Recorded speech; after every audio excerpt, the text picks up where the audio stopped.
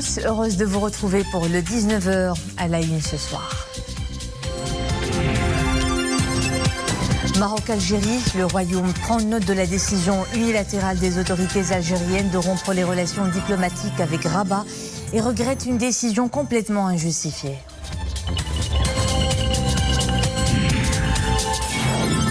La falsification de documents sanitaires liés au Covid, un acte qui a pris d'ampleur ces derniers temps. Les autorités réagissent avec fermeté. Toute falsification est désormais passible de poursuites pénales. Et à Kenitra, nous irons à la rencontre d'un globe-trotter. Noaman Abdelkbir a fait le tour du monde. Des voyages rythmés de rencontres et de souvenirs qu'il met en partage dans ses mémoires récemment publiées. D'abord, ce message de condoléances adressé par Sa Majesté le roi Mohammed VI à l'émir de l'État du Koweït, son Altesse Cheikh Nawaf Al-Ahmad Al-Jabir Al-Sabah, suite au décès de sa sœur Cheikha Badri Al-Ahmad Al-Jabir Al-Mubarak Al-Sabah. En cette douloureuse occasion, le souverain exprime à l'émir de l'État du Koweït ses vives condoléances et ses sincères sentiments de compassion. Le Royaume du Maroc prend note de la décision unilatérale des autorités algériennes de rompre diplomatique avec le Maroc.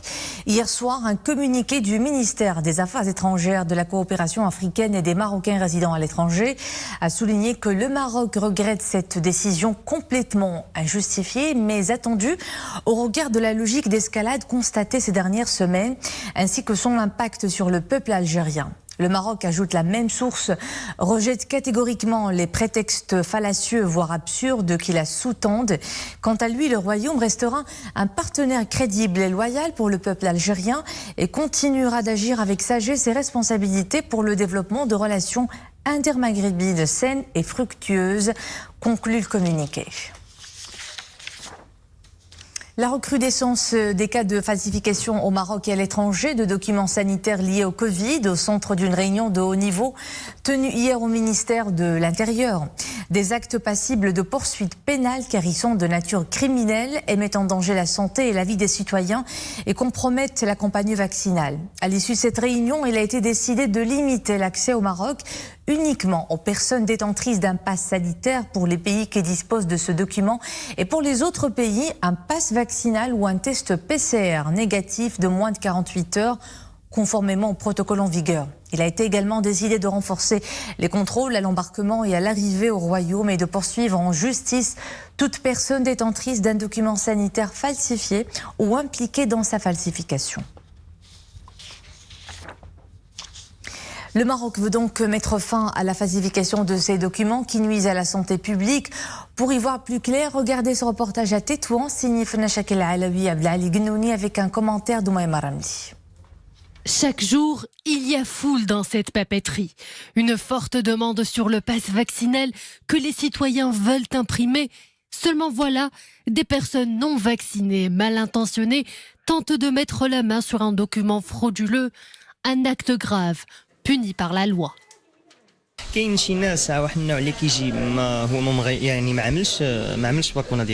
Dernièrement, nous recevons de plus en plus de clients qui demandent un faux pass vaccinal. Ce genre de demande a vu le jour depuis que l'on peut librement voyager entre les villes avec ce document. Un document en passe de devenir un incontournable. Depuis hier, sa falsification est passible de poursuites pénales. Pour comprendre les soubassements de cette décision, direction un cabinet d'avocats. Le pass vaccinal est un document officiel délivré par les autorités marocaines. Il va de soi que sa falsification soit passible de poursuites pénales. Il est question d'une peine d'emprisonnement qui peut aller de 3 mois à 5 ans. C'est un acte de nature criminelle qui menace la santé et la vie des citoyens. Pour faire face à la recrudescence des cas de falsification, le Maroc entend sévir contre des pratiques jugées criminelles. L'accès au territoire national est désormais limité aux personnes avec un pass sanitaire pour les pays où ce document est en vigueur, tandis que pour les voyageurs en provenance d'un pays où ce sésame n'est toujours pas d'actualité, un test PCR négatif de moins de 48 heures reste valable. Covid-19, les indicateurs des dernières 24 heures. On note une légère amélioration. 8 nouveaux cas d'infection, 85 nouveaux décès. Les cas actifs sont en baisse, 69 312, tandis que les cas sévères ou critiques ont atteint 2582. 69 sont intubés. Le nombre de primo-vaccinés s'approche des 18 millions. Les personnes complètement vaccinées se chiffrent, elles, à plus de 13 700 000. Vaccination des jeunes, le Maroc accélère le processus. C'est véritablement la ruée vers les centres de vaccination. À quelques jours de la rentrée universitaire, les 18 ans et plus se précipitent vers ces structures pour recevoir leur dose. Reportage au vaccinodrome du quartier Hayr Rahma à Casablanca. Mohamed Zian, Zakari Mouqinbillah et Souad Al-Achat. Ils sont des milliers de jeunes à venir chaque jour à ce centre de vaccination.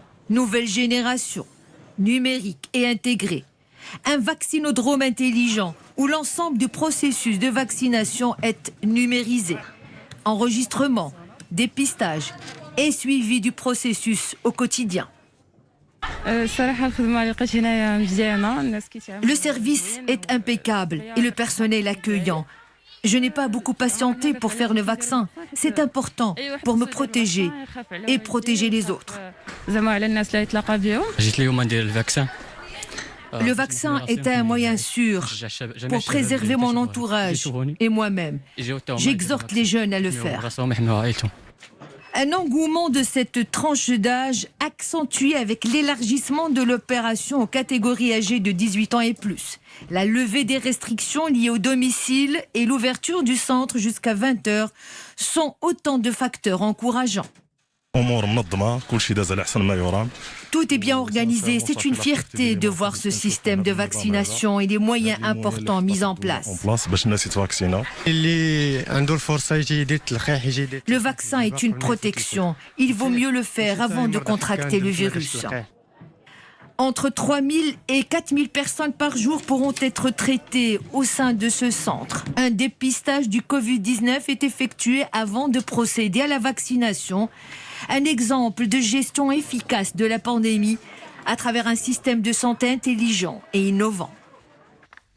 À l'approche des élections générales du 8 septembre, les préparatifs de ce grand rendez-vous électoral vont bon train. Plus de 4 500 observateurs ont reçu l'aval de la commission spéciale d'accréditation des observateurs des élections. C'est ce qu'a déclaré aujourd'hui la présidente du CNDH au terme de la 6e et dernière réunion de cette commission tenue ce matin à Rabat. Mohamed Aït avec Hassan Ben Gabi et Mohamed Nasseri. C'est la 6e et dernière réunion de la commission avant le coup d'envoi de la campagne électorale dans quelques heures. Quelques 4 500 observateurs accrédités ont donc reçu l'aval de la commission spéciale d'accréditation. Parmi eux, pas moins de 44 ONG marocaines, CNDH compris, avec ses 500 observateurs, mais aussi un nombre important d'observateurs internationaux. Environ 14 ONG internationales et 2 parlements internationaux, soit quelques 70 observateurs, vont visiter le Maroc pour effectuer l'observation neutre et indépendante des élections. Les 4000 observateurs accrédités seront répartis sur les 12 régions du royaume. Cette opération va permettre de mobiliser les observateurs au niveau de tous les territoires marocains pour effectivement réaliser l'observation neutre et indépendante des élections qui vont se tenir en septembre prochain. Les observateurs accrédités se sont vus rappeler ce matin les conditions légales et les critères permettant aux instances et associations concernées d'exercer une observation indépendante et neutre des prochaines échéances électorales. À titre d'exemple, pour les observateurs marocains, ils ne doivent pas être candidats dans aucune circonscription électorale, ils doivent être inscrits sur les listes électorales et ne doivent en aucun cas s'ingérer dans le déroulement des opérations électorales. Ils doivent respecter le secret du vote et ne pas influencer le libre choix des électeurs. La SNRT perd un de ses journalistes pionniers. Abdellah Lamrani est décédé des suites d'une longue maladie. Le défunt compte parmi les tout premiers journalistes qui ont exercé au sein de la direction de l'information de la télévision marocaine, où il a d'abord évolué en tant que journaliste, ensuite en tant que chef de la cellule de l'actualité internationale, avant d'occuper le poste de rédacteur en chef. Feu Abdellah Lamrani a assuré la couverture de plusieurs événements à l'échelle nationale et internationale. Ceux qui l'ont côtoyé retiennent de lui des qualités humaines admirables, un grand sens de la morale et de professionnalisme. Après de nombreuses pérégrinations sur les 5 continents, le globe-trotter Nouman Abdelkbir publie ses mémoires. Un parcours fait d'aventures, de rencontres et d'apprentissage que le routeur a documenté à chaque voyage. Reportage Mrim Benskri, Mounia Marouche. Il a voyagé sous toutes les latitudes et longitudes. Son amour pour l'aventure n'a pas de limite. Sa sensibilité exacerbée, c'est son outil pour une quête permanente. Dans chaque pays ou contrée où il fait escale, aucun fait ne lui paraît banal. Rien de ce qu'il rencontre ne lui échappe. Autant d'événements et d'émotions qui se sont gravés d'une façon indélébile dans sa mémoire. Aujourd'hui, Nouman Abdelkrim en relate quelques-uns, les plus vifs bien évidemment dans ses mémoires. J'ai visité tous les continents et toutes les grandes villes de ce monde. J'ai pu découvrir leurs traditions et leur culture. Je me suis intéressée également à leurs grands leaders dans les domaines politiques et artistiques. C'est grâce aux écrits du grand explorateur Ibn Battuta que j'ai pris goût au voyage quand j'étais enfant. Une fois adulte, j'ai décidé de réaliser mon rêve. En plus de ses récits, son ouvrage foisonne de beaux clichés et d'anecdotes. Au fil des pages, le lecteur remonte le temps et traverse plusieurs espaces à la fois. C'est un ouvrage généreusement illustré. Nous avons pu voyager à travers ses mots et ses images.